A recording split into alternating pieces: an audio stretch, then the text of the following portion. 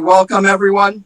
The purpose of today's program is to highlight the culture of the Jewish communities of Portuguese origin and describe their history and present, including historical connections to Portugal and cultural connections today. The experience of the Portuguese Jewish community is very rich, and we cannot hope to give it justice in one Zoom event. So we have representatives by country from among the main and historically largest communities. However, we will talk about other communities as well. The anticipated takeaway of this event is expressed in our hope that participants and the people of Portugal will gain a better understanding of global Portuguese Jewish communities and what they represent. We also hope to strengthen our links to each other in a couple of ways. One, the connections of Portuguese Jewish communities to each other and also to Portugal. Regarding connections, Sephardic Heritage International in DC, or SHIN-DC, is very grateful to co-host this event with the Embassy of Portugal to the USA, and I would now like to call on His Excellency Domingos Fezas Vital, Ambassador of Portugal to the United States, to share opening remarks. Thank you very much. Well, first of all, in these challenging times for all of us, I hope that you and your loved ones are all well and safe. My first words are to thank you wholeheartedly for inviting me to this timely celebration of the Portuguese Jewish communities around the world.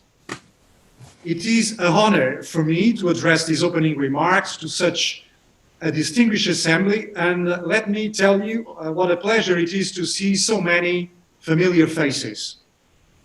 From historians, we learn that the Sephardic Jews are the descendants of communities long established in the Iberian Peninsula.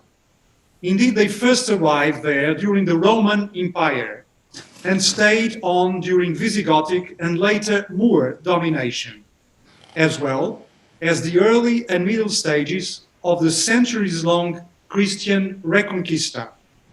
Jews, by the way, were living everywhere, in small towns and villages, and not only in the big cities. However, the completion of the unification of Iberia under the kingdoms of Portugal and Spain at the end of the 15th century would prove to be their undoing.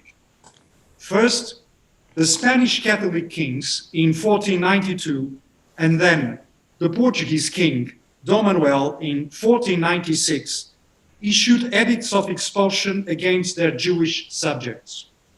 Today, those decisions are universally and rightly acknowledged as tragedies. Indeed, Dom Manuel seemed to have second thoughts, as he ordered the following year the forced conversion of Jews, giving them 20 years to share their former Hebraic habits, including feasts, prayers, and worship rites.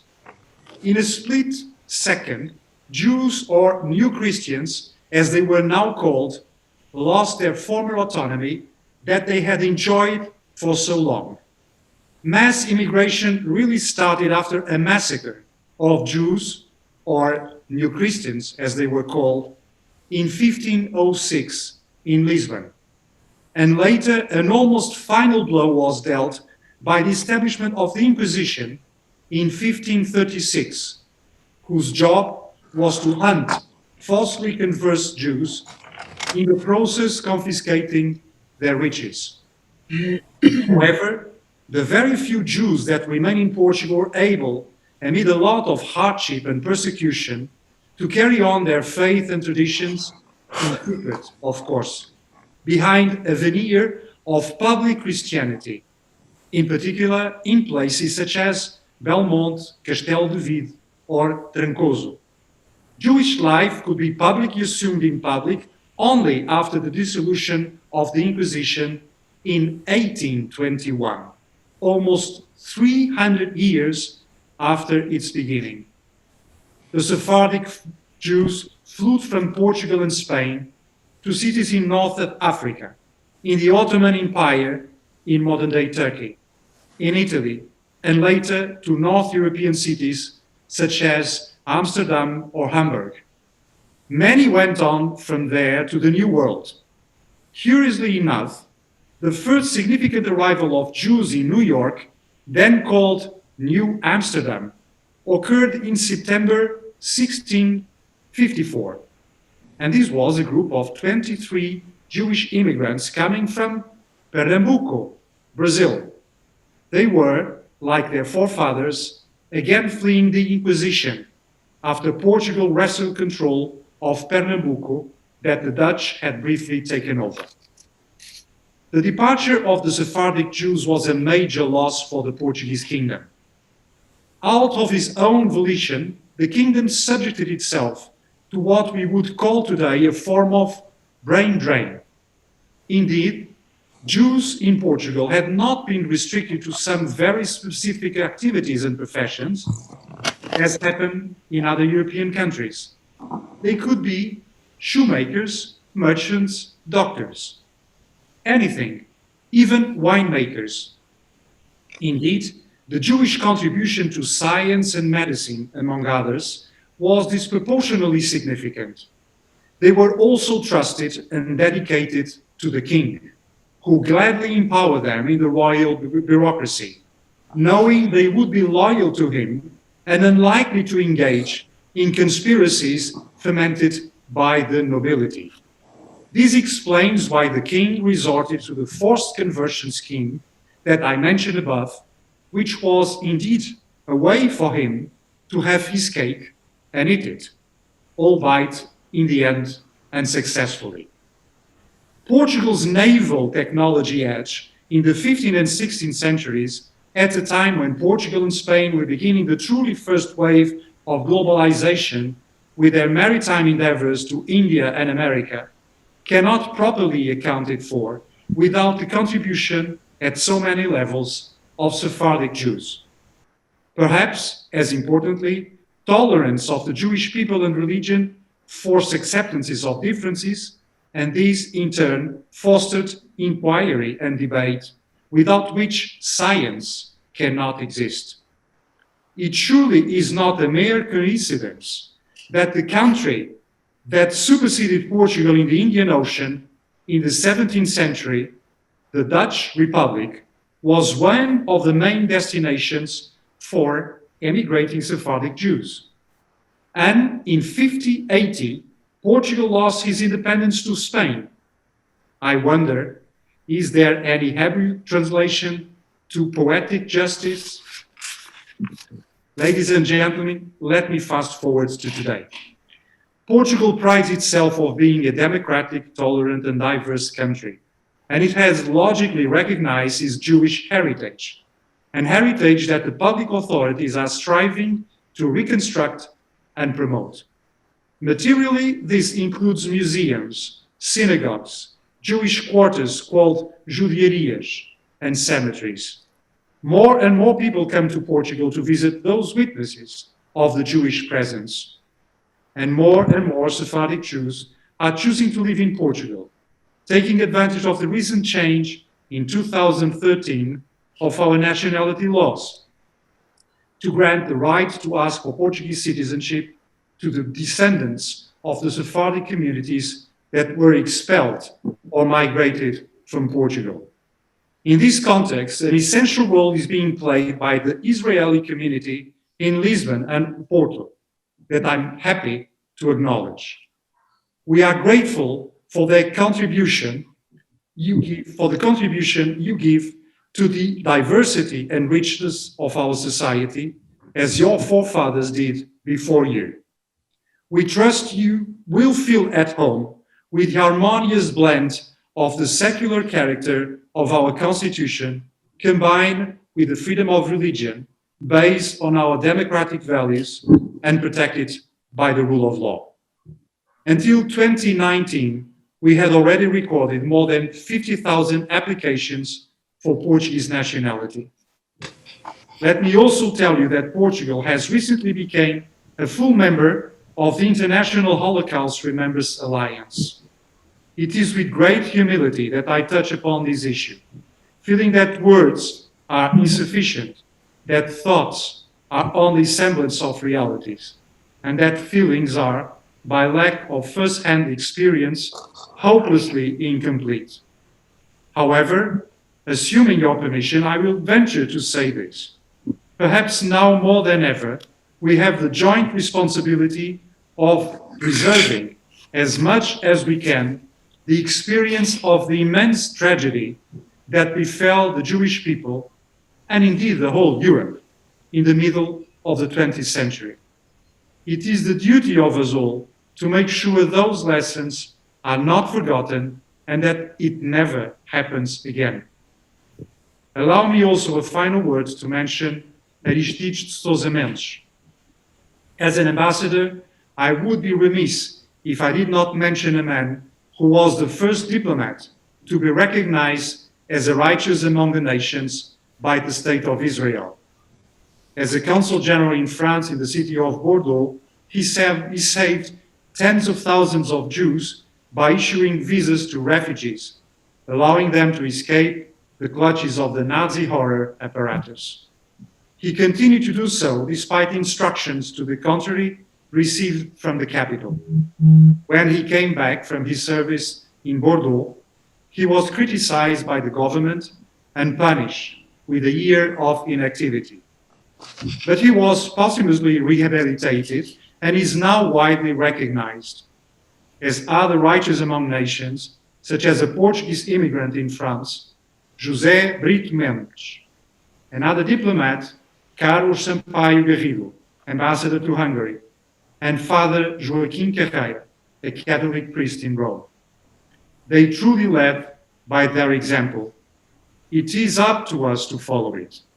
Let's hope there will always be enough virtuous men and women with the courage to do the right thing. Ladies and gentlemen, we cannot undo the past by a simple stroke of the pen or by professing a few words.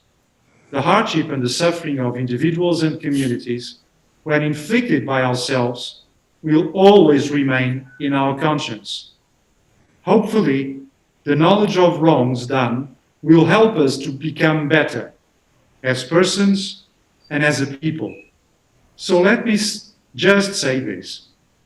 When in Portugal, I hope you will feel at home, because it is indeed your home. Once again, thank you very much.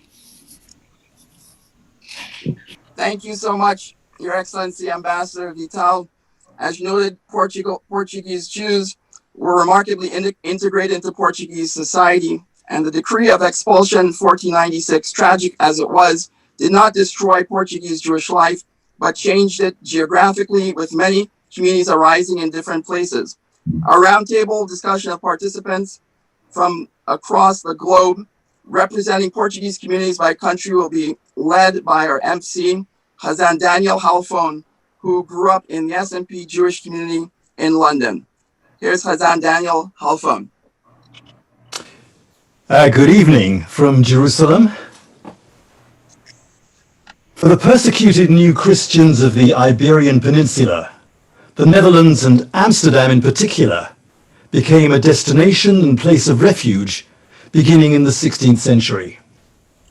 During the 17th century, the community grew and flourished, and in 1675, the present Snoge was built. This majestic building is one of the most beautiful synagogues in the world, and its layout and style have been used as a template in the construction of Sephardi synagogues all over the Western world, in London, Gibraltar, Curacao, and Suriname.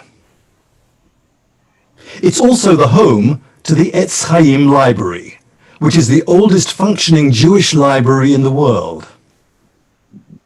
Tragically, the Holocaust literally decimated the community, with 90% or more of its members being murdered at the hands of the Nazis.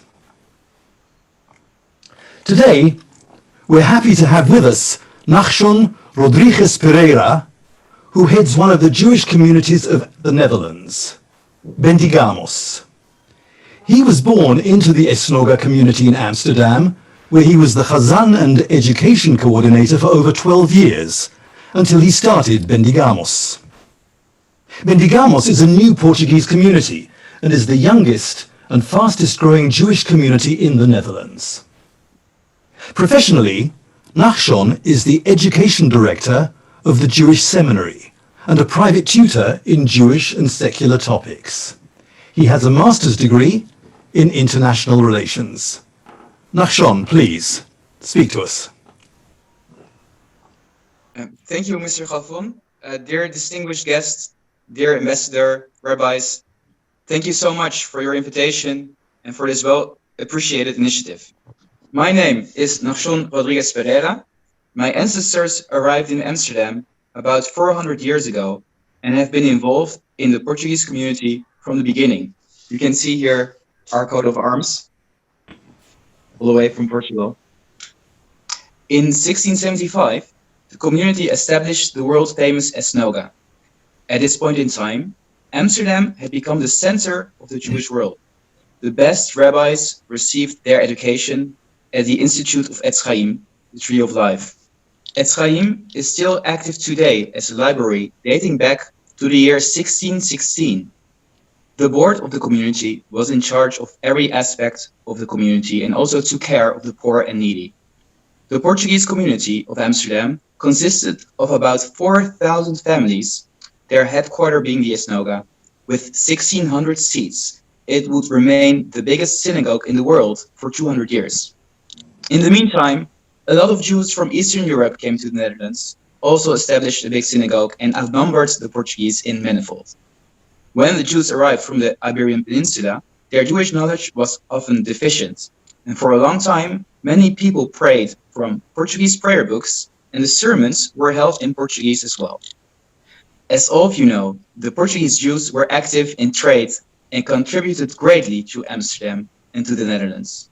If you walk through Amsterdam today, you can see many testimonials to the impact of the Portuguese Jews. You can stroll through the Sarfati Park, swim in the De Miranda pool, or walk in the Spinoza Street. Fast forward to the 20th century, when almost all of the Jewish community was annihilated by the Nazis. Only about 10% of the Portuguese Jews survived. There are still no words for the atrocities that happened back then, and what an incredible blow this was for the community. And the truth is that even today, 75 years later, the community is still struggling and dealing with the trauma from the 40s. Today, there are about 500 Portuguese Jews left in Amsterdam. There are 3 synagogues supporting this community that also attracts other Sephardic Jews from the Middle East and Arab countries. The community is still very proud of its rich history and is upholding their tradition, history, and stories as good as we can. To this day, our announcements in synagogues and wishes are still in Portuguese, and so are the blessings we give to people after reading from the Torah, all in Portuguese. In our culture, we use Portuguese expressions, we bake old recipes, we sing songs that our ancestors sang and pray the same prayers. I have been to Portugal many times, and some of us, including my own father, have applied for a passport under the new policies. However, we are still a struggling community, still damaged from the war. Relatively few Portuguese Jews are still active in the community, and for many decades after the war, we were just getting smaller and remained isolated. And so, I'm concluding. 5 years ago, I started Bendigamos. It is an ultimate attempt to revive the old glory.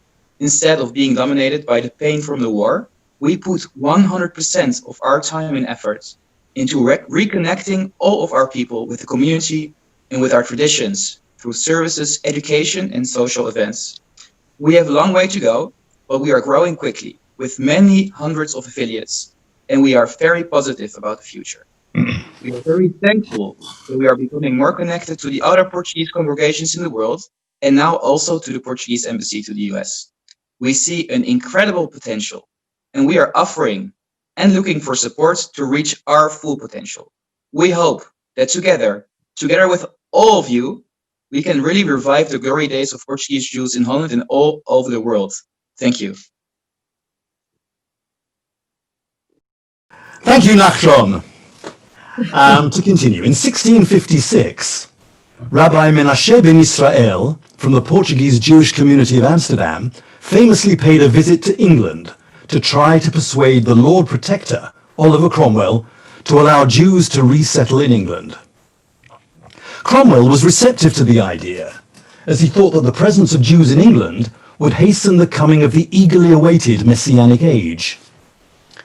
Although the Edict of Expulsion from 1290 was not formally rescinded, neither was it enforced, and Jews from Spain and Portugal began to arrive in London.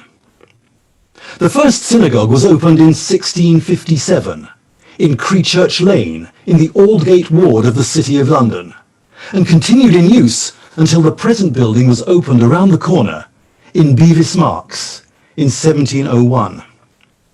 Bevis Marks is the oldest synagogue in England, and up until this pandemic has without interruption held regular services since its opening. I would like now to introduce my dear friend, Rabbi Joseph Dweck, the senior rabbi of the Spanish and Portuguese Sephardi community of the United Kingdom. In his capacity as senior rabbi, Rabbi Dweck has the honor of serving as the deputy president of the London School of Jewish Studies. Alongside the Archbishop of Canterbury and other religious heads, he's also the president of the Council of Christians and Jews, comprising Christians and Jews working together to counter anti-Semitism and other forms of intolerance in Britain. Their patron is Her Majesty Queen Elizabeth II. Rabbi Dweck is also one of the ecclesiastical authorities of the Board of Deputies of British Jews and serves as a member of the Standing Committee of the Conference of European Rabbis. Rabbi Dweck, please share with us the history of your community and how you would characterize it today.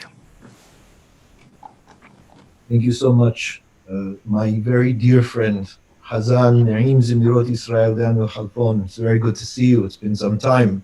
But it's even better to hear your voice, even if it's speaking. I prefer to hear it singing, but it's good to hear it even speaking.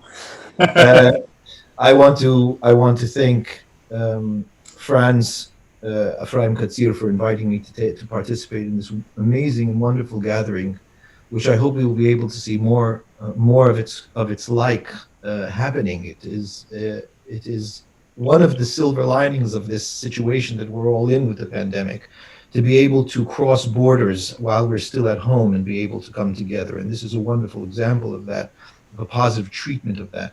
I also want to thank His Excellency, the Ambassador of Portugal to the United States, Ambassador Vital, and your amazingly moving and powerful words.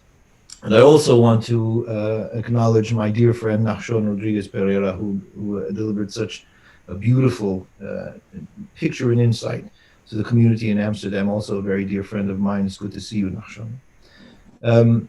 The reality is that there are many people in this group that could likely tell the history of the community that I am so deeply honored to lead better than I. But I can tell you this, that as Hazan Khalfon mentioned, Menashe ben Israel came to the United Kingdom, came to London to petition an opportunity for the Jews of Amsterdam to be able to live in London. And most importantly, what that meant was that they would be able to live openly as Jews, as a recognized Jewish community. And so that did begin in 1656, as he said, on Creechurch Lane, and later in 1701 they built Bevis Marks.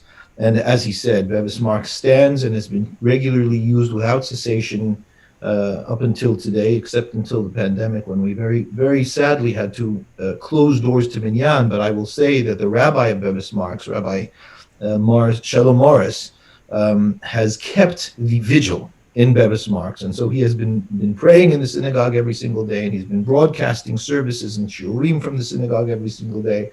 And so it is not empty and closed, but used. It is also, I will say, not only the oldest synagogue in the country, but it is, as far as we know, the oldest continuously used synagogue in the world without cessation. And so it is a great honor to be able to have, I call it the crown jewel of our community. But I would like to say something beyond simply the historic data points of our community. I mean, it is true that the founding members of the community were Portuguese Jews, even though we're known as the S&P, standing for the Spanish and Portuguese Jews. The Spanish actually came later than the Portuguese. It was started by Portuguese Jews, and I was speaking to the head of our archives of the community, Miriam Rodriguez Pereira, and she said to me, Rabbi Dweck, you know, we've changed the name of our community more than once. Our community was known as the Portuguese synagogue. And if I'm not mistaken, I think Amsterdam is still called the Portuguese community, but later the Spanish came in. And so, yes, not as much, I will say, Portuguese is used in our liturgy, but we still do when we announce the mitzvot, when we open the Hechal to take out the Sefer Torah and begin reading the Sefer Torah. All of the mitzvot are announced in Portuguese. So we will mention that so-and-so will be the one honored, the Abriraos Portas do Echal, and this one will be Lebaral Sefer Torah, and this one will be Levantarao Sefer Torah, and this one will be the Sefancharao Sefer Torah, which all talks about the things that we do around bringing the Sefer Torah out of the Hechal and preparing it for reading. And so there is an element of the Portuguese that is still done. Of course, originally it was read in Portuguese so people could understand when they would be called up for these mitzvot. Now, of course, we do it in order to be able to maintain the heritage and the memory of it. There is something more, however, that I would like to say as the senior rabbi about our community, not only here in the United Kingdom, but about the Spanish and Portuguese, the Iberian Jews, and the way that we follow our Judaism. And it is something that I believe is more required and is needed in the world today than ever before. I like to perhaps cheekily say that the sun never set on the Spanish and Portuguese community in the United Kingdom. And what that means is that they were always in an area of the world where there was enlightenment. So even when they were beginning in Portugal, and for that matter in Spain, and later went to Amsterdam, and then later to London, this particular cohort of Jews remained entirely in the West. And that meant that they experienced the West, that they experienced Western thought, and that they went through the challenges and interesting aspects of the Enlightenment. And so I can proudly say that my predecessors were some of the greatest Jewish thinkers of Jewish history. The first Hacham of our community, Hacham Yaakov Sasportas in 1656, was one of the greatest thinkers of the time. And he is well known for opposing Shabtai Tzvi, who was a person who was posing as a messianic figure. And indeed, the majority of the Jewish world fell hook, line, and sinker after him. Hacham Sasportas stood strongly against him. And I very strongly believe that Hacham Sasportas set the tenor for our community for all of its history in recognizing that we do not lead our lives in our Judaism simply by what woos us or by miraculous ideas or mystical notions. We are a rational Judaism. We are a Judaism that is rooted in thought all the way back perhaps to the forefather of the nature of this thought and approach, Harambam, the Moshe Bar Maimon. In 1701, when Bevis Marks was built, the Hacham was Hacham David Nieto, who came from Leghorn. He was a polymath. He was a physician and a scientist and a scholar. He espoused the physics of Newton and was able to teach this to the community. It's important to understand that the community that constituted the congregation at the time, Hacham Nieto's time, were new Christians originally. And so they had no problem whatsoever with the Tanakh, with the written Hebrew Bible. What they had a bit of an issue with was the rabbinic elements and interpretations of that Bible. And so he had to write and teach the validity and the vast meaning of rabbinic thought. And so he authored Mateh Dan and taught it to the Kahal in a way that only he could. There was a great aspect of artistry and rhetoric that he had. These Hachamim, these ideas, these are at the foundations of our Portuguese community, and they are very much a central aspect as to who it is that we are. Beyond that, I know that I speak in the presence of Hazan Halfon when I say that our tunes are the most soaring and beautiful in all the Jewish world. And there is no one like Hazan Halfon, who is able to express them and sing them so beautifully and to bring out their splendor as they should be. It is something that I will say I miss very much at this time, because we always are used to having a choir in our synagogue to sing these tunes so beautifully, and we haven't been able to do that for a while, and we look forward to being able to do that again. Currently, I will say that the ethos of the congregation, of the community, is still intact and very strong. And I believe in my role is one of a custodian, that I am holding the tradition, the thought, the approach of this beautiful, illustrious, and historic community in trust, and that it is to be maintained at all costs.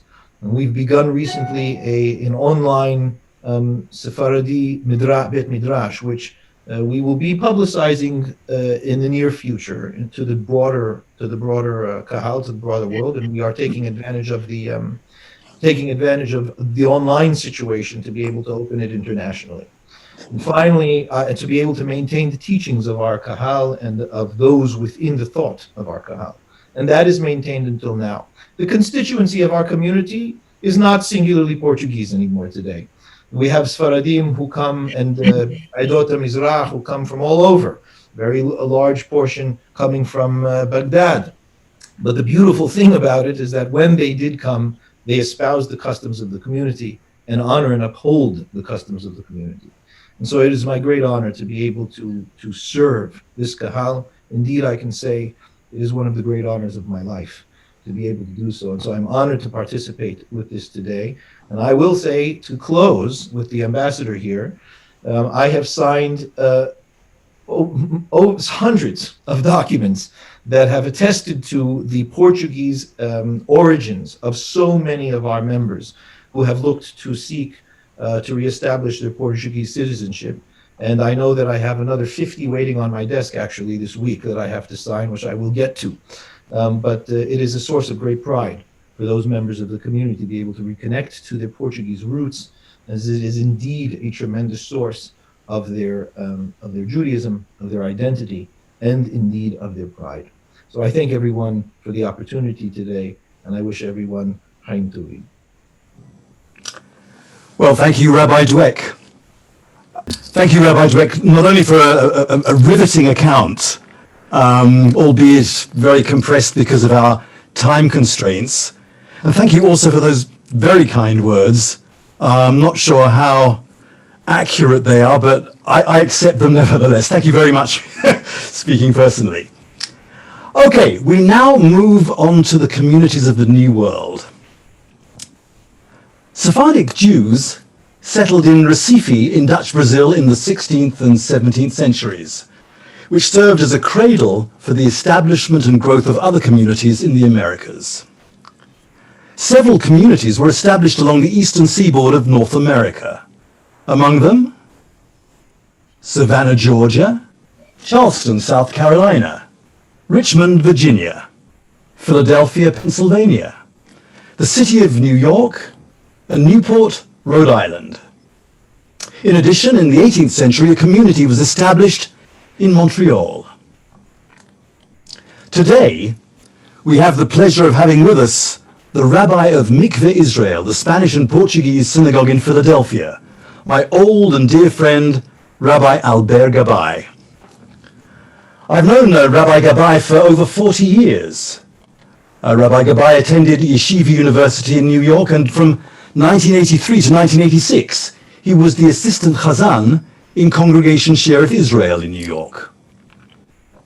Rabbi Gabay was a student of Abraham Lopez Cardozo, the beloved chazan of the New York community for over 40 years. Rabbi Gabay has been the Rabbi of Mikveh Israel since 1988. I would like to ask him to tell us something of the Spanish and Portuguese communities of the United States, his community, Mikveh Israel in particular, and his roots growing up amongst the Sephardi Jews of the Eastern Mediterranean. Rabbi Gabay. Thank you very much, Reverend Daniel Khalfan. What a pleasure to see you. What a great honor. I'm full of emotions because, like you said, we have known each other for 40 years or so, and always in warmth and great respect of each other. Of course, you mentioned that Reverend Cardozo was my teacher. It's true, but you were also my teacher in a way, with listening to this beautiful, beautiful rendition that you have put on and preserved for so many generations to come, and you recorded them, which is something to follow for all of us. So first of all, I should say I'm very, very honored to join this group of illustrious people of whom I know a lot of them here, all my great friends. And of course, we have to give homage to His Excellency, the Ambassador of Portugal to the United States, Excellency Domingos Fezas Vital. It's really a pleasure. And of course to friend Katzir for having organized this beautiful event. Very briefly, I don't want to take too much time. If you were to listen to Rabbi Dweck's presentation, then I don't need to be here because I would say exactly the same thing. Particularly in the situation of the community and the outlook of the congregations, and how we also conduct our outlook to life through our Judaism. Very briefly, because many of you know very well the situation of the Jews, the Portuguese Jews, the first Jews who came to America, to the whole Western Hemisphere, were the Portuguese Jews, of course. And as Reverend Khalfan said, the 6 communities were there at the time of the American Revolution. Of course, there was already established communities in Curacao and Aruba and in the Caribbeans. But in any case, this community in the United States developed. Today, they are still in existence, but in different forms. The 2 communities that really kept the tradition have been the one in New York and my community at Mikveh Israel here in Philadelphia. We have maintained that beautiful traditions, which is our Portuguese tradition, which comes also originally also from Amsterdam. And the community also has developed in many ways until we have also Jews from every background.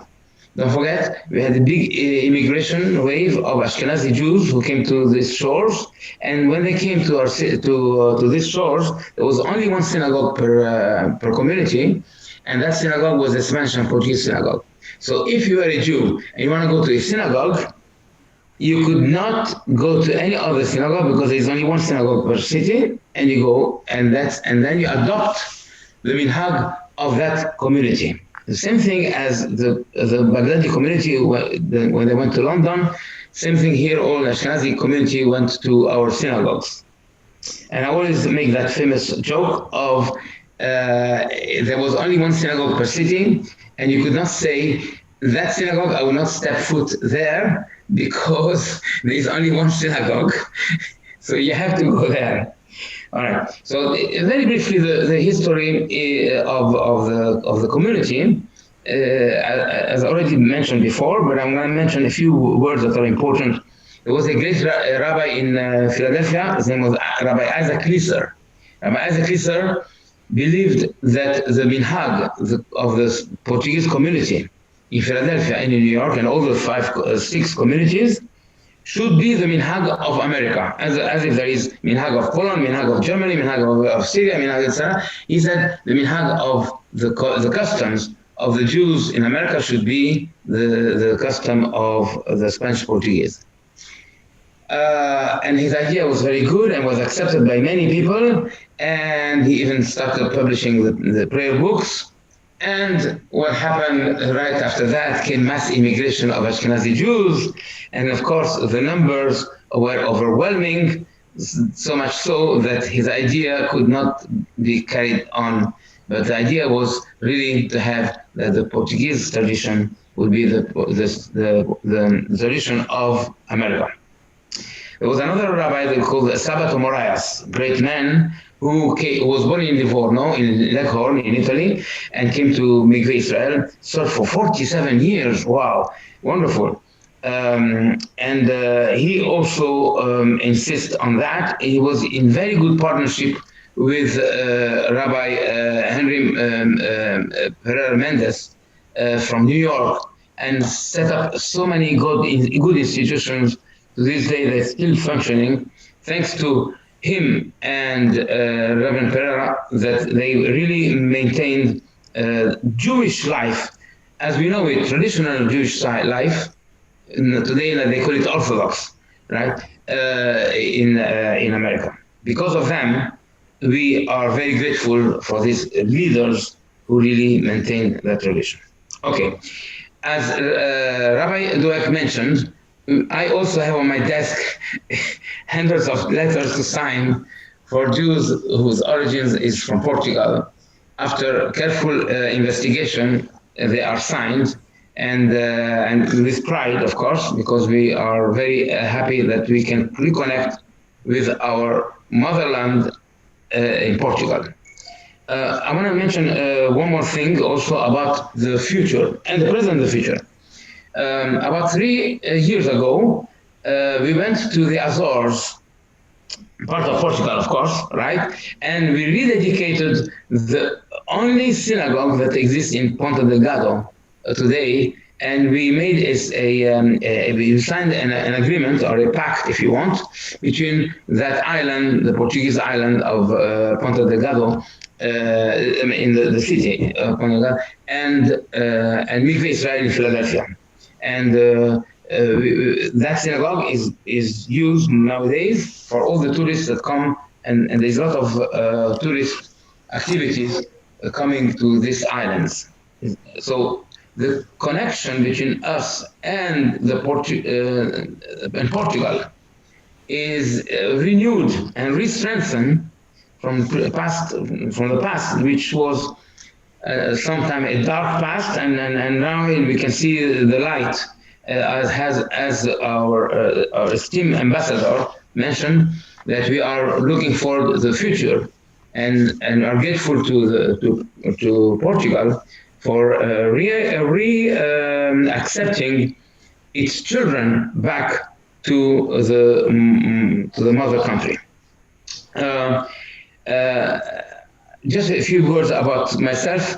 I was born in Egypt. My mother was born in Livorno, in Italy. As you know, Livorno had a lot of Portuguese Jews. When they escaped from Portugal, they went to Livorno. And my father was born in Baghdad. My grandmother was in Salonika. And as you know, of course, many Jews went from Portugal to Salonika. So this is so we have really that Sephardic culture. Even though the Spanish Portuguese tradition has always evolved with the communities around, the surrounding communities, nevertheless we kept our tradition very strong, and that tradition became the predominant one. So, for instance, when the Jews were left Spain and Portugal, and they settled in the whole Mediterranean basin, their culture was so strong that it overtook the local minhagim, to a certain extent that many of the Sephardic community, even in the East, have adopted a lot of the Spanish and Portuguese tradition. And particularly, I can say you personally that in Cairo, there was many of the melodies and many of the customs that existed in Amsterdam and in Paris, the Rue Buffon, the Portuguese synagogue in Rue Buffon, and in Shar Shamaim in London. They were adopted in Cairo, and many of the communities that came from different parts of the world adopted this minhag. To conclude, I want to say that it is really an honor to have many people who come from different backgrounds, different communities, that all unite themselves in that beautiful tradition that we have of tolerance, understanding, knowledge, particularly following Rambam, Maimonides.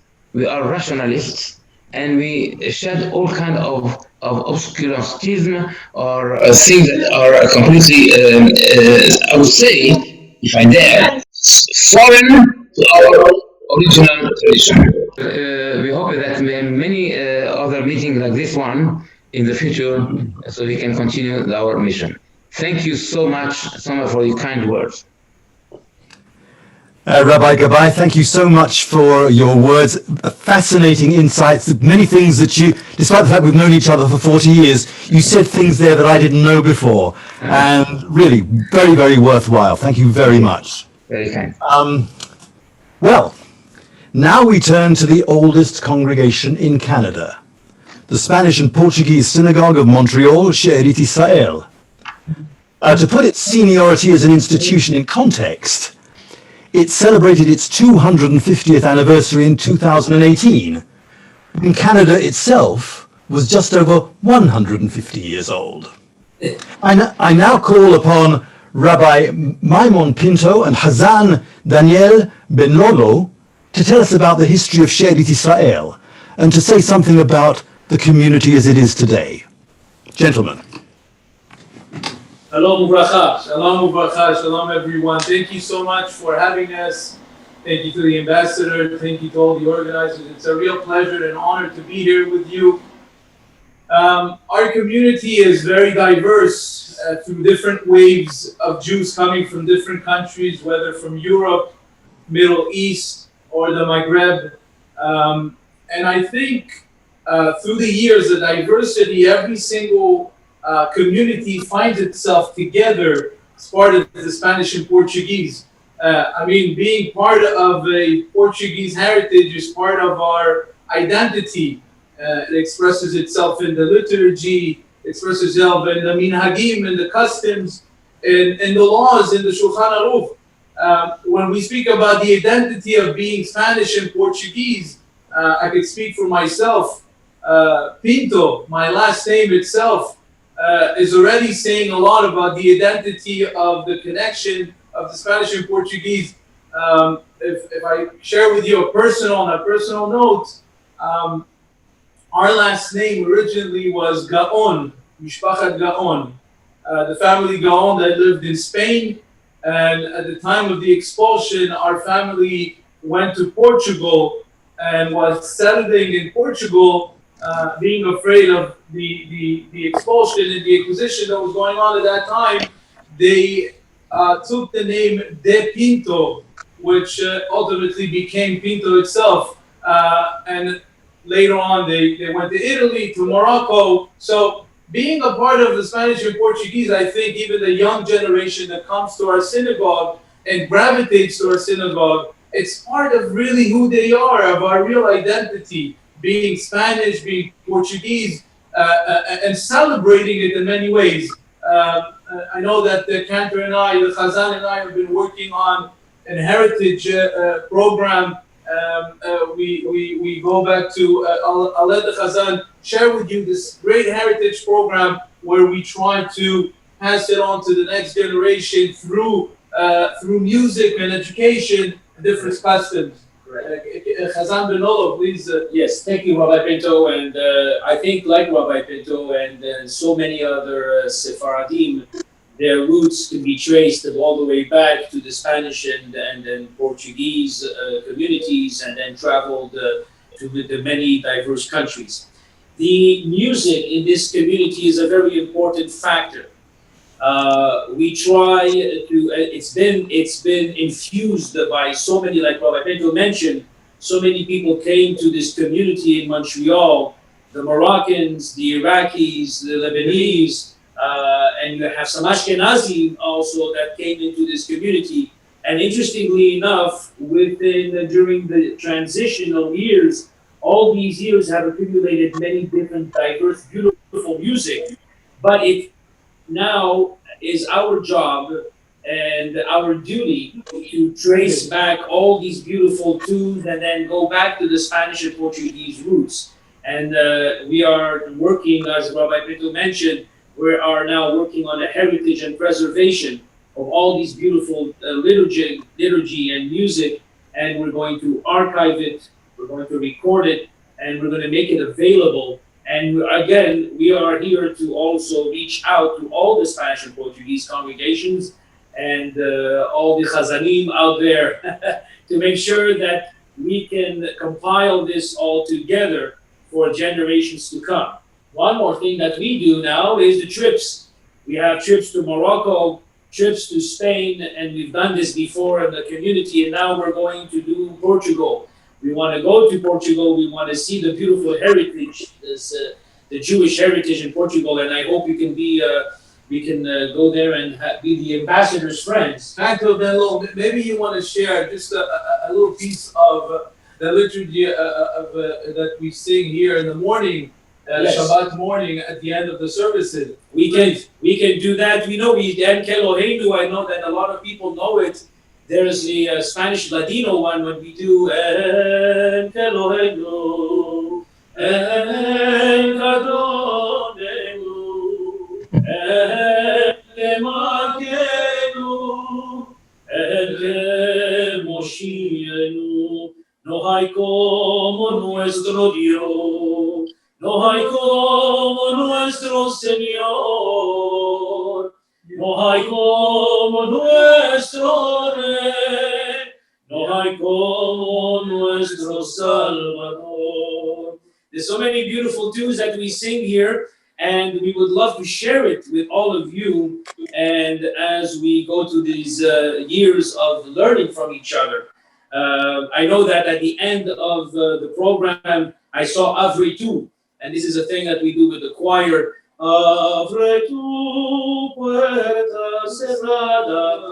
I think we're going to start singing some Portuguese songs, and we're going to have to learn some beautiful songs that all the beautiful, wonderful chazanim out there and rabbanim out there are going to share with us, right? Yes. So that we can all get together. We look forward to bring it back to the old generation and the future generation together and connected to our roots, the Spanish and Portuguese roots.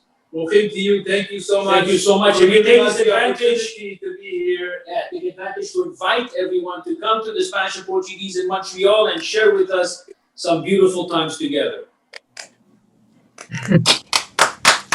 Well, thank you, gentlemen, Rabbi Maimon Pinto and Daniel Ben Lolo. I didn't expect to have a musical offering, but I can tell you this, I'm a fan. I'm going to sign up. I'm going to... Excellent. We're going to call you, don't worry about it. And really, I'm very much looking forward to any offerings that you put out, whether it's going to be through the net or CDs. Well, CDs are finished now. But that was great. That was great. That was absolutely... All right. Thank you, Rabbi Pinto and Hazan Ben Lolo. Can't wait to visit Montreal. There are communities in the Americas, also including Suriname, where Portuguese Jews from the Netherlands, Portugal, and Italy began to settle in 1639. There are communities and sons of Sepharad and the Portuguese Jewish world throughout the Caribbean, South America, and Central America. Some of these communities lasted a while, and some exist today, having been joined by other Jewish communities. We now turn to Curacao by calling on Ms. Phyllis Mate, who's the curator of the Jewish Cultural Historical Museum adjacent to the SNUA on the beautiful island of Curacao. Hi. Hello? Hello. Yes. Hi, I'm Phyllis. How is everybody? Greetings from Curacao.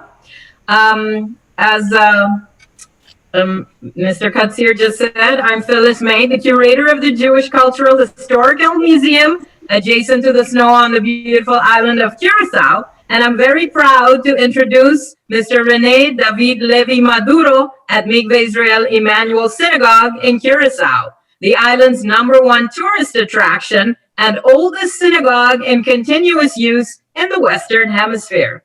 Rene has been active in the congregation for well over half a century. He has occupied all board positions, including the presidency, which he occupied for some 16 years.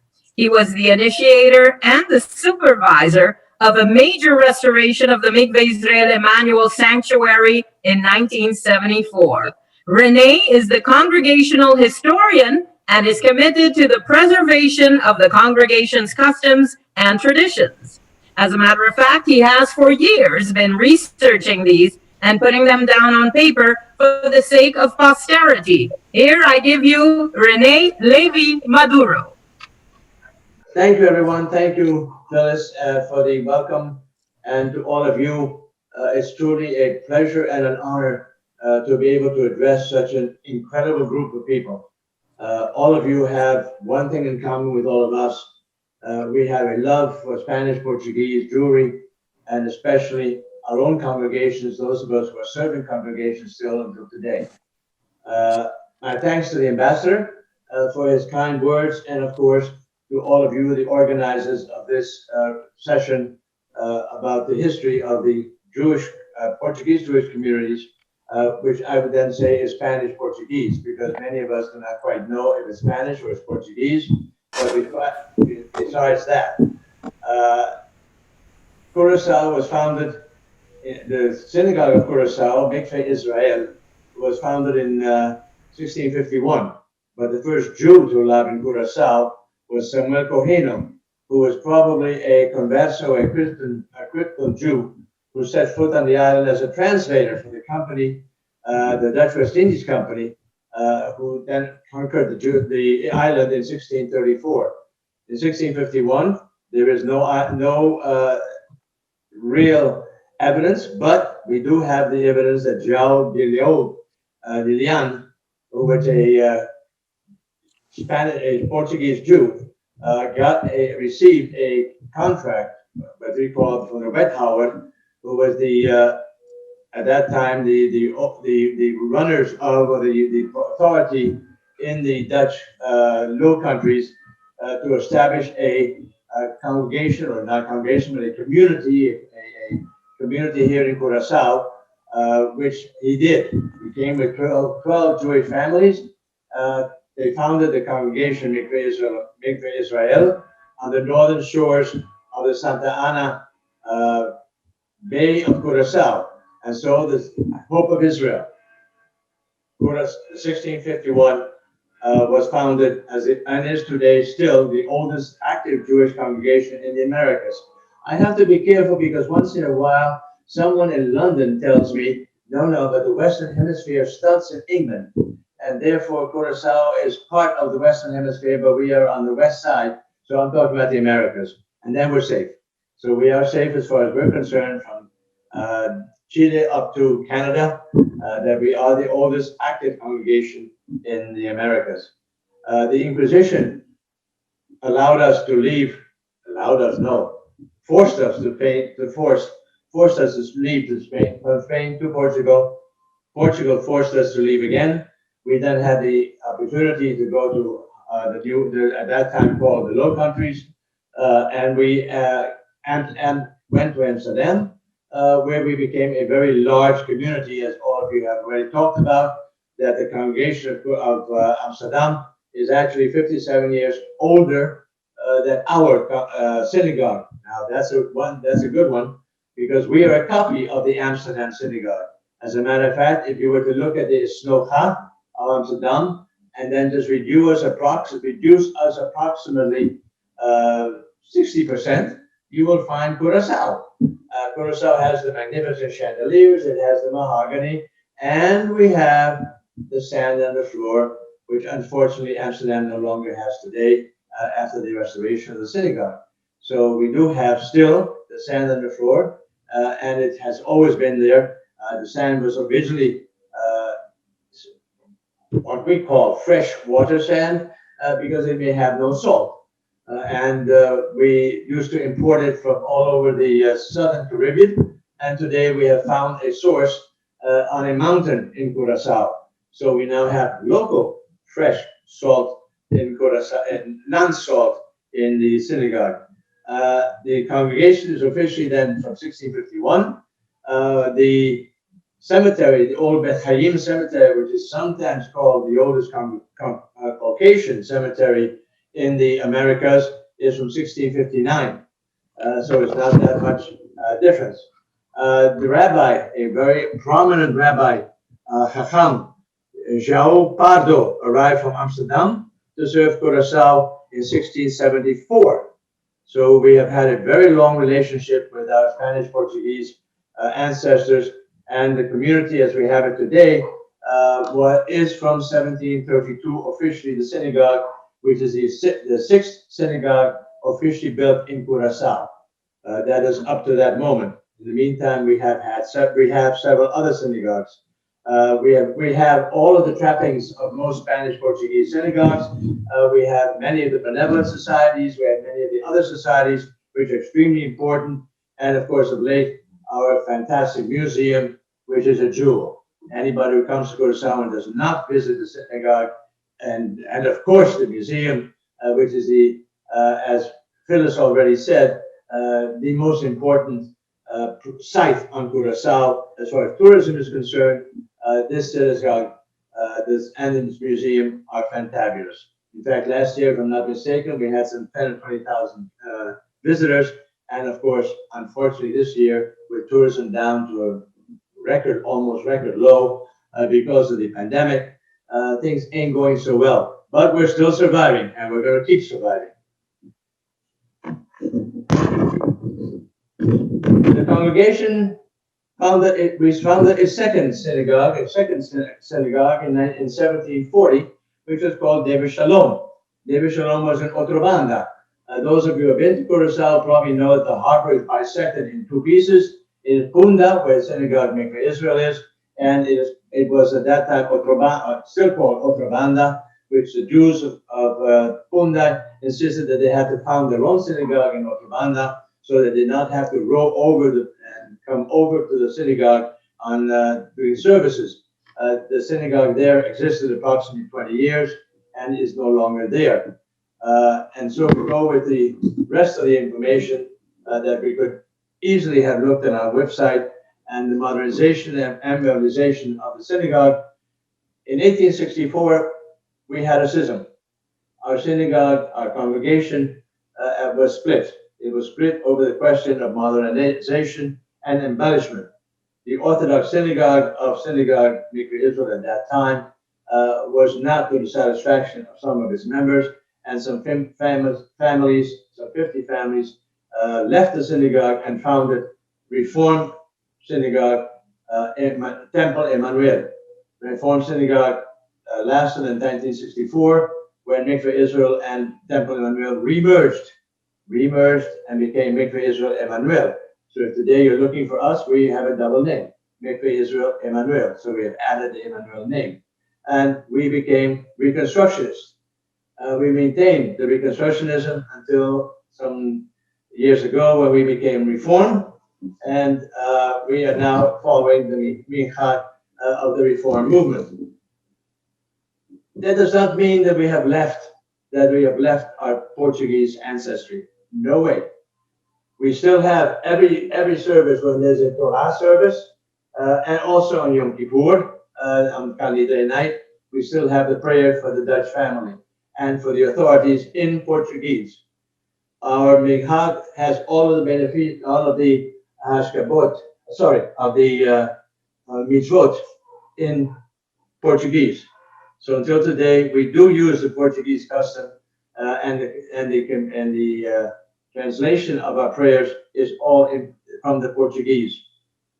Some years ago, when Spain and then Portugal, or Portugal, Spain, I'm not quite sure of the sequence, started their possibility of becoming a citizen of that country for Spanish-Portuguese ancestry, that we became very involved, of course, because many of the Jews who have ancestry from Curacao also were Spanish-Portuguese Jews living all over the world.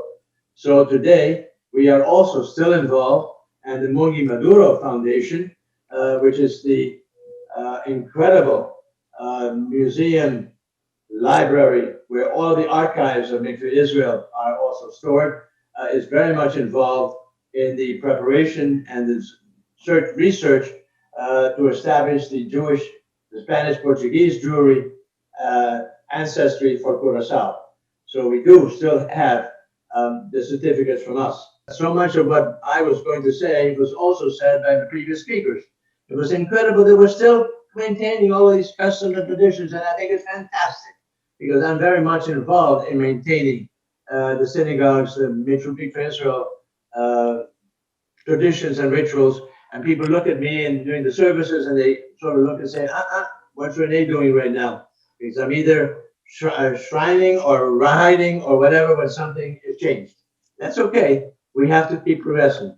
And the Spanish Portuguese rituals are extremely important for our history. 400 years of it. Thank you. Thank you so much, Renee. We began our journey in Portugal and end in Portugal as we now turn to Mr. José Ullman Ben Saud Karp, President of the Jewish community in Lisbon. Good afternoon from Lisbon.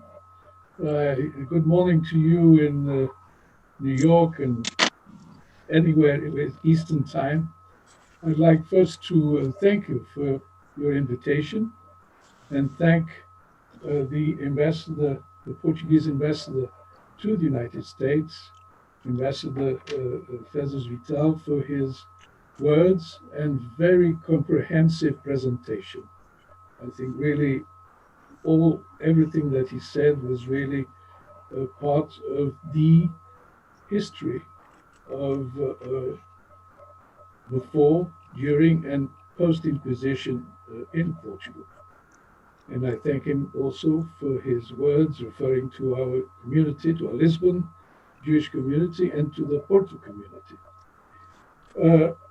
The rabbi from Mikveh Israel community mentioned the synagogue from Ponta Delgada in the Azores. Well, that synagogue was built by my great-great-grandfather, Abraham Ben Saud, who was one of the first Sephardic Jews who left Morocco in 1818 and reached the Azores, settled in the Azores that same year. Why the Azores? Because, as the ambassador mentioned, the Inquisition went on in mainland Portugal until 1821. In the Azores, well, they sort of closed their eyes to the Inquisitional laws, and so my great-grandfather and later on his direct families, cousins, and so on, joined him from Morocco. And most of the tombs at the Jewish cemetery of Ponta Delgada are practically a family cemetery, and they date back from that time, from 1818. Well, he died later, but from that part of the 19th century. His direct descendants were Alfred Ben Saud, who founded the Portuguese Technion Institute, the Instituto Superior Técnico. His brother Joaquim Ben Saud was a famous historian who wrote about the Portuguese discoveries and had an extensive correspondence with Albert Einstein. I have many copies of some of those letters, dated from 1927. And sometime after Albert Einstein was named the president of the Jerusalem Hebrew University, and he was an excellent fundraiser and managed to fundraise for the university. I think it was at the time £5,000 sterling that was contributed by the Vasco Ben Saud, the son of Joaquim Ben Saud, and my grandfather Albert Ullman. They had another brother, Raul, who became a doctor and practiced medicine in Paris. And the only daughter, the sister, was Esther Ben Saud, my great-grandmother. Well, the first Jews to return to Portugal after the Inquisition were, in fact, Jews from Morocco, who arrived in Portugal towards the end of the 19th century, middle to the end of the 19th century, and either directly from Morocco or from Gibraltar, where some had already settled from Morocco as well, or from London. Jews from Morocco went to London, and some returned to Portugal and settled in Portugal. Our community, first we had four small synagogues, which were 4 apartments in Lisbon, all more or less in the same area. And until the Jewish committee at the time decided to buy a plot of land in the center of Lisbon, in the Rua Alexandre Herculano, which so they bought the land, and they asked Portuguese architect Ventura Terra to project the Lisbon synagogue, the synagogue Sha'arei Tikva, which was built in first the Ventura Terra, the architect, received the Premio Valmor for the project of the synagogue, and the synagogue was built in 1902 and inaugurated in 1904. The cornerstone of the synagogue has the name, the date, and the name of architect Ventura Terra.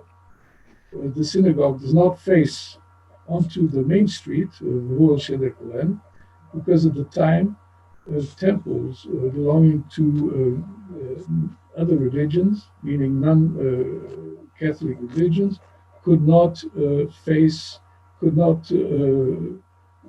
the entrance could not be from the street, but had to be from inside the street. So, which means that we have a patio today, which is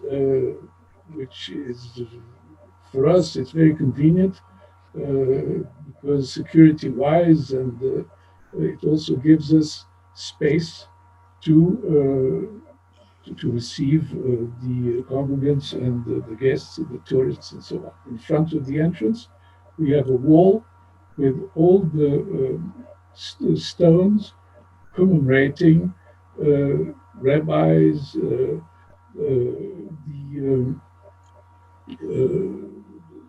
community members who contributed to the community, and also we have a big stone, the biggest, in memory of Consul General Aristides Sousa Mendes, who later was helped when he was destituted of all his possessions, title as a general consul, and pension. He was helped by our community, by the Lisbon Jewish community. Him and his family. He had 14 sons, and some sons and daughters. 2 died when he was consul in the United States, and when he became consul general in Bordeaux, he was there with his family, with his wife, and his 12 children, and so it made it all the more significant, with all this family and this responsibility, all the heroic work and heroic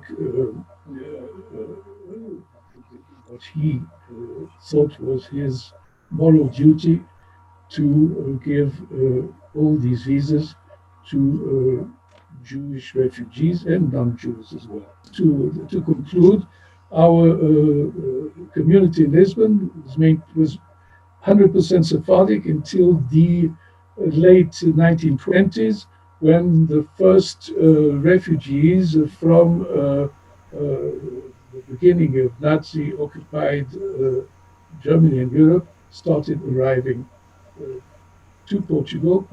Lisbon received around 150,000 refugees, 150,000, and which arrived on temporary visas. They went to fixed locations.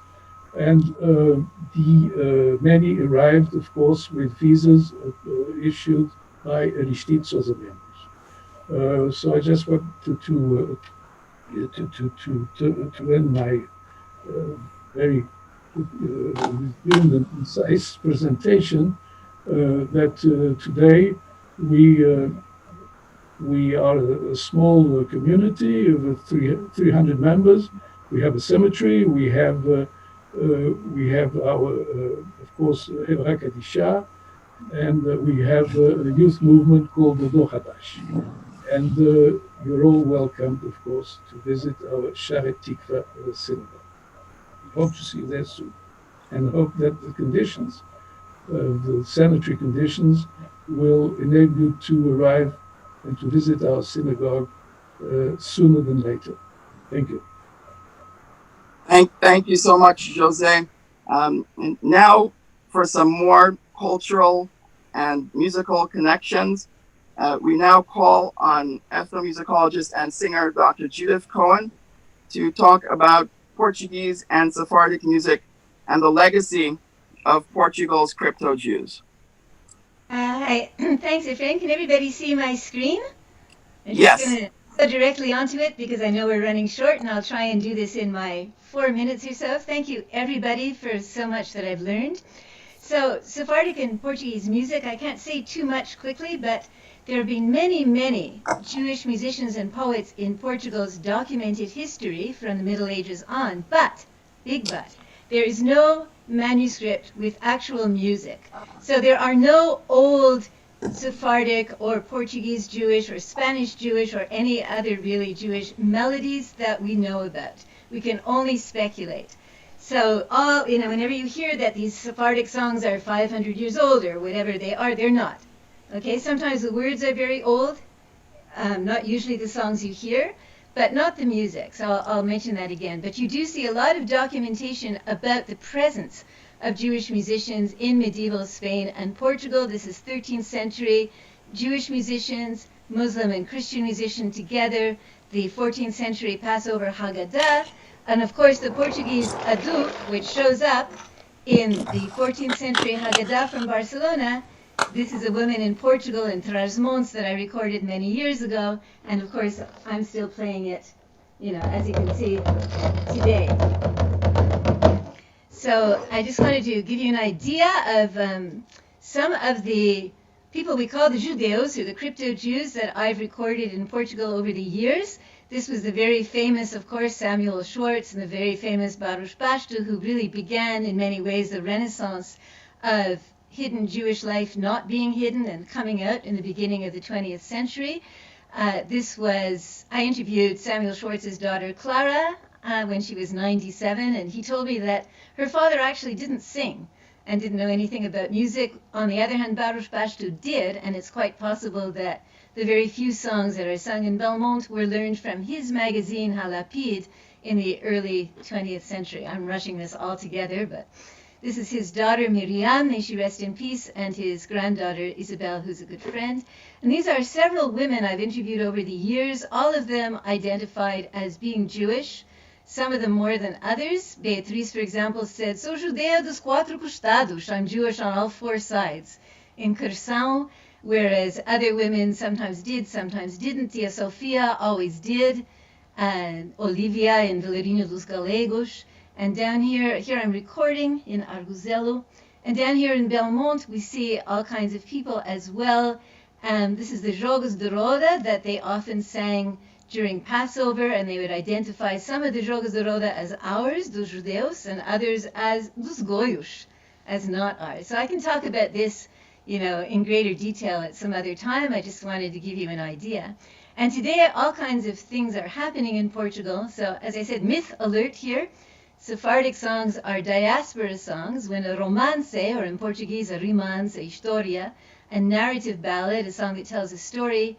The king got up in the morning, he rode off on his horse, that kind of song, When it's found in both Sephardic tradition and in Portuguese or Spanish and or other European traditions, the words are very similar, but the music is totally different. But The vast majority of popular Sephardic songs, including the ones we're going to hear in a minute from the lovely group Al-Fadl, the vast majority of these songs are from much later on. They're from the late 19th and early 20th century.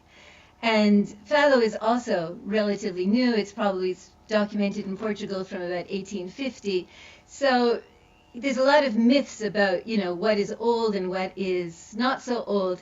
But there's no myths at all about how wonderful and beautiful it all is and how the presence of Jews has continued without a break in Portugal by both open Jews and by Jews who kept the flame of their identity alive all these hundreds of years. And this was happening in Guarda, in Beira Baixa, not many years ago, 2012. Tourists were given Inquisition hats to dress up in and laminated Inquisition sentences to sentence the theatrical, Judaizing woman to death. And, so they got to read out these sentences and we're told after, oh, wasn't that fun? Foi engraçado, não foi? These are people who are singing secular Portuguese songs for me in Belmont because it's a shared repertoire.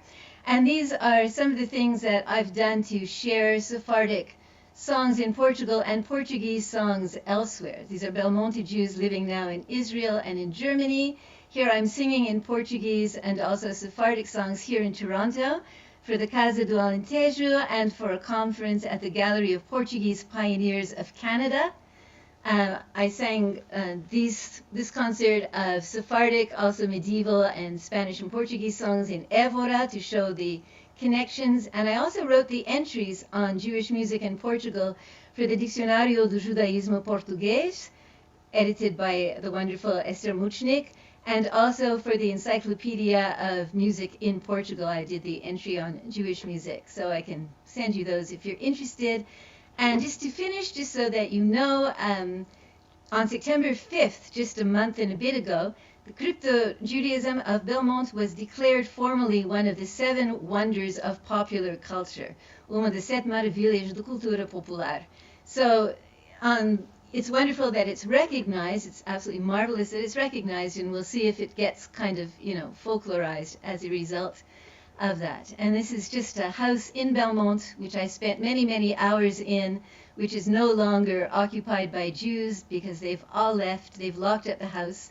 Either they've passed away or that particular family has moved partly to Israel, or they're just not there anymore. And it's kind of these two things I juxtaposed because I wanted you to see the way that some of the old customs are fading away, even as the recognition of the really important role of Jews in Portuguese life over the centuries has continued. And we can, I think, go right ahead and talk about how the group Al-Fadl is continuing this work. So this is a new musical program constructed mostly music originating from the Iberian Peninsula.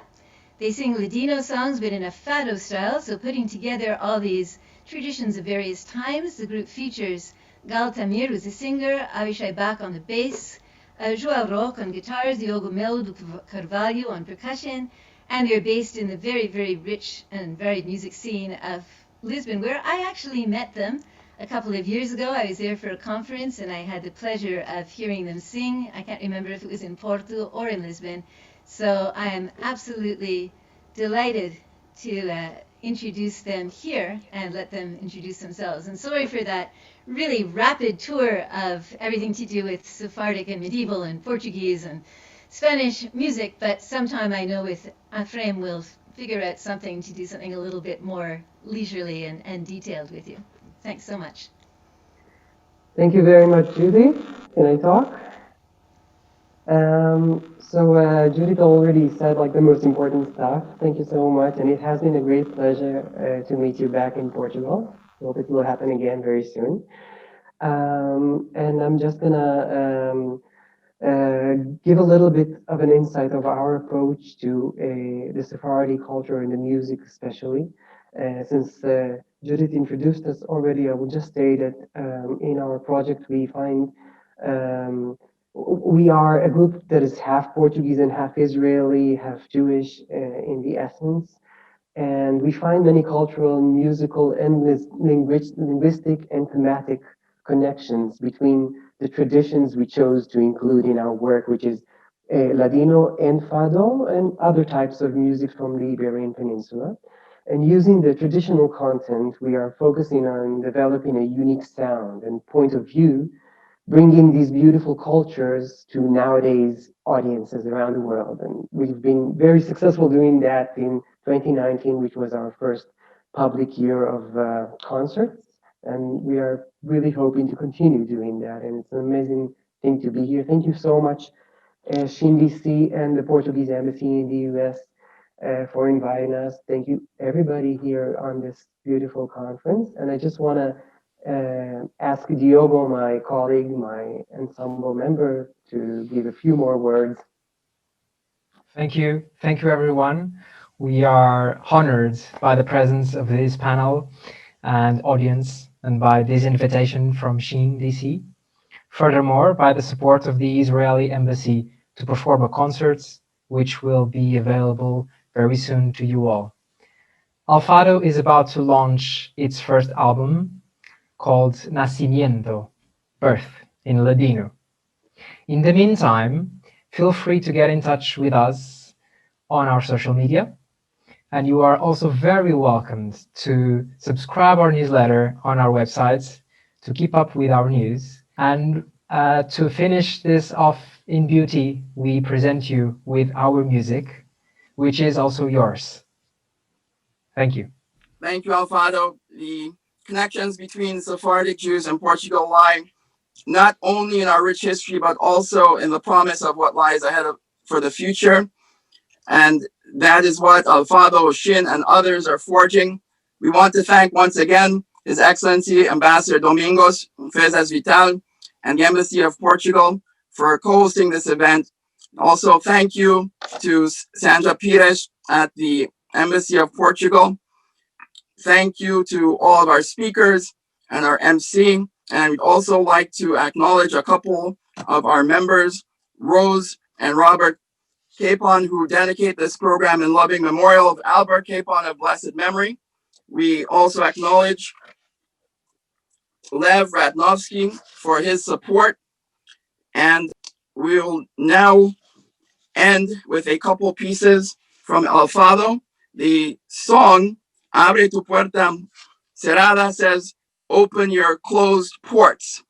We are thankful to Portugal for the open ports today. And please enjoy the music, and we look forward to connecting further later on.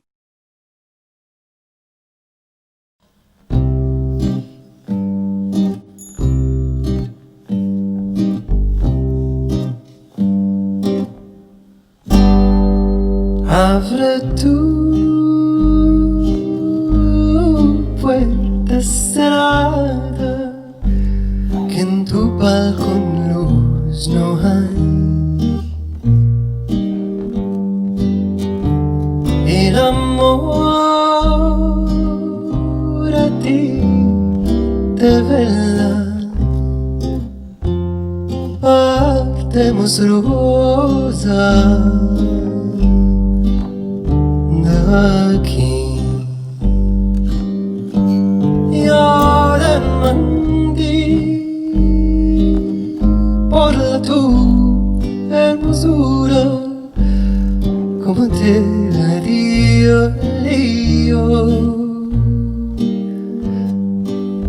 la hermosura tuya es pura. Seco, solo yo. La hermosura tuya es pura. La seco, solo.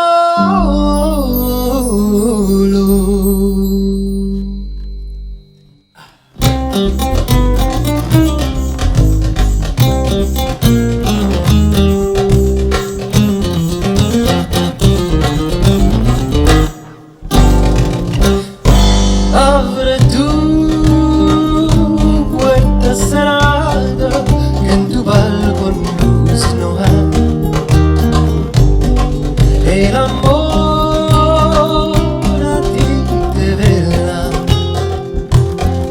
Partemos, Rosa, partemos de aquí.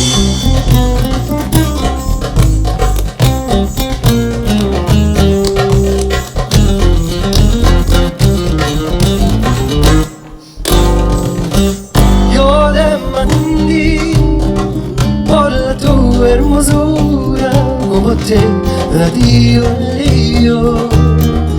La hermosura tuya es pura, la merced solo yo.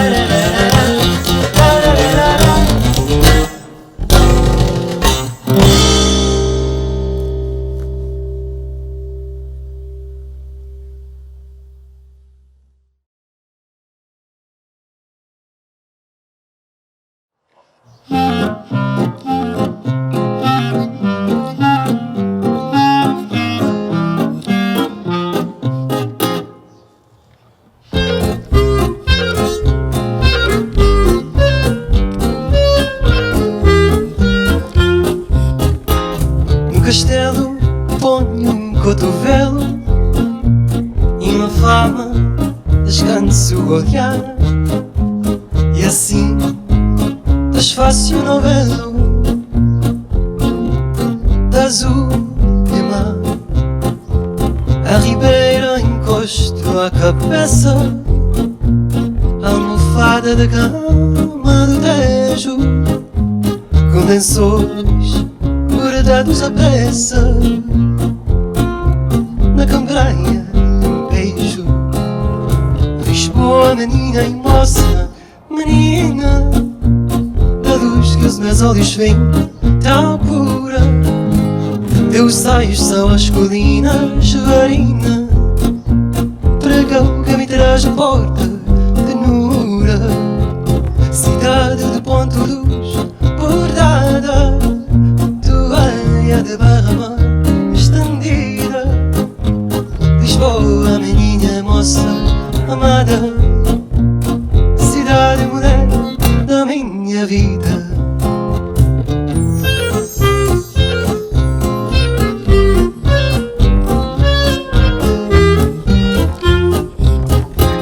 No terreiro eu passo por ti, mas de graça eu vejo-te nua. Quando um pombo te olha sorrir, és mulher da rua. E no bairro mas já todo sonho, ponho um fado que soube inventar, aguardando medronho que me faz cantar. Lisboa, menina moça, menina da luz que os meus olhos veem tão pura. Teus seios são as colinas, varina, pregão que me traz a porta de Nura. Cidade do ponto luz bordada, toalha de baile estendida. Lisboa, menina moça amada, cidade mulher da minha vida. Lisboa, do meu amor deitada, cidade com minhas mãos despida. Lisboa, menina moça amada, cidade mulher da minha vida.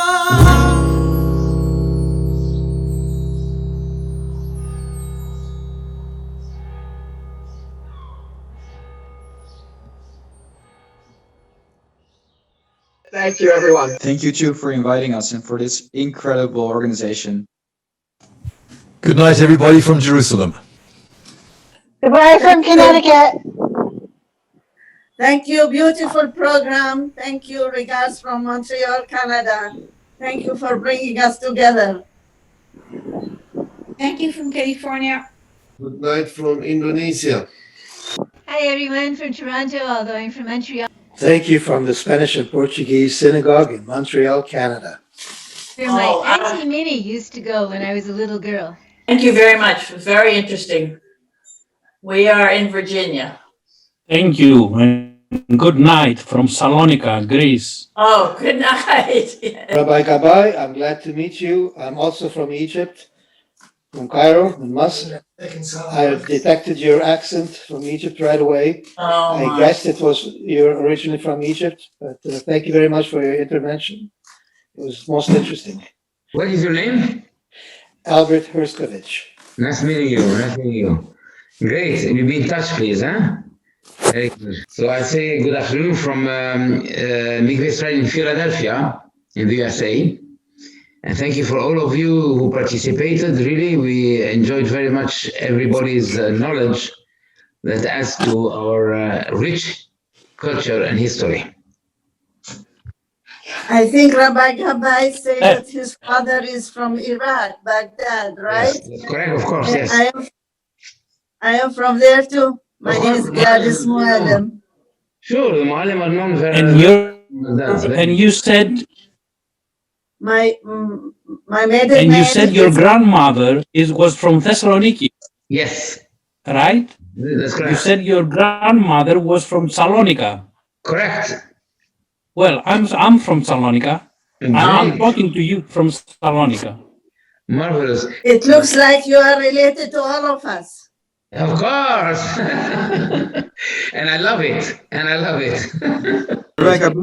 It's good to see you. It's a pleasure to see you. And your presentation was very good. We enjoyed it very much, what you said. Thank you so much. How are you doing? I really miss you. I miss your community. I miss your jokes. When you come, when the coronavirus finishes, we want to see you in America, and I'm gonna come also to Amsterdam, and I will see you. That will be amazing. Yeah. That will be amazing. Yeah, Bezrat Hashem. Amen. Amen. Hazakim ubruchim, Shalom, להתראות לכולם. Shabbat shalom. Shabbat shalom, everybody. It was a great Shabbat shalom, program. Thank you very much. Rabbi Gabai, I'm one of the Regards from original. the Spanish and Portuguese synagogue. You provided some information about my family, Enriquez de Souza family in Oh yes, yeah. in Mikveh Israel, and but prior to that, my grandparents and many generations were in Shirith Israel in Jamaica, and I'm proud to say that I'm a direct descendant of one of the first rabbis in Curacao, Aaron Lopez de Fonseca. It was a Dutch rabbis. Yes, of course. Oh, wonderful, great. And now, where do you live now? I'm in Los Angeles. Okay, very good. Welcome. Good to see you. I'm glad to see you. I see a beautiful face with a name. We should get together, God willing, another time very soon. Okay. So I wish everybody Hazak Baruch. Great, beautiful. Thank you, Afraim, for organizing this wonderful place. Very nice. Pleasure. Thank you so much, Gabay. Welcome. Bye-bye. Thank you. Thank Great you. reunion. Thank you very much. Thank you a lot. Thank you a lot, Mr. Katzir. And yeah, let's do this again. That would be amazing. God willing. Thank you so much.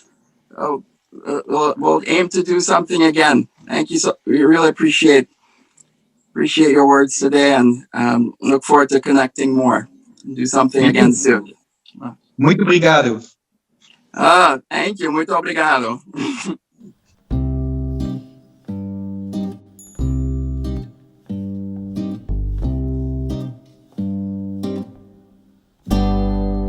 Abre tu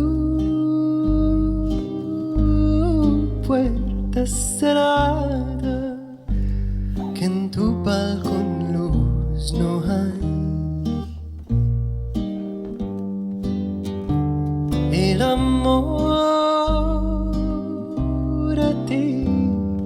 de bella partemos rosa